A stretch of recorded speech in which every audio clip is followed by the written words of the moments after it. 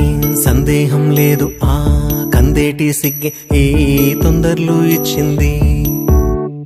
ఏం సందేహం లేదు ఆ గంధాల గొంతి ఆనందాలు పెంచింది. నిమిషము నేల మీద నిలువని గాలిలాగా మది నిన్ను చేరుతోంది చిలక. తనకొక తోడులాగా వెనకనే సాగుతోంది హృదయము రాసుకున్న లేఖ.